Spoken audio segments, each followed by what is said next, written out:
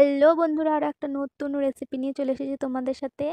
তো আজকে করব খাসির মাংসের পাতলা ঝোল। তো তোমাদের সাথে শেয়ার করতে চলে এলাম।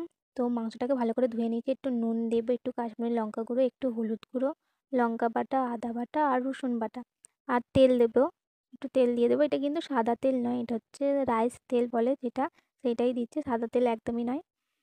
তো ভালো করে এবার মিক্স করে নেব। মিক্স হয়ে গেলে 1 ঘন্টা চাপা দিয়ে রেখে দেবো। এবার কড়াতে একটু তেল দিয়ে দেবো, তেলটা গরম হয়ে গেলে তাতে আলুগুলো দিয়ে দেবো এবং তাতে একটু লঙ্কা গুঁড়ো, হলুদ গুঁড়ো, একটু স্বাদ মতো নুন দিয়ে দেবো যাতে ভাজার কালারটা ভালো আসে। তো ভাজা হয়ে গেলে নামিয়ে নেবো এবং সেই কড়াতে একটু পেঁয়াজ কুচি দিয়ে দেবো এবং তাতে একটু রসুন বাটা, আদা বাটা, যদি মনে হয় টমেটো দেবেন। তারপর কষাকষি হয়ে গেলে প্রেশার কুকারে বসিয়ে 5টা সিটি মেরে নামিয়ে নেবেন। গরম গরম খাসির মাংসের ঝোল কেমন লাগলো রেসিপিটা অবশ্যই জানিও। দেখা হচ্ছে পরের ভিডিও। যদি ভালো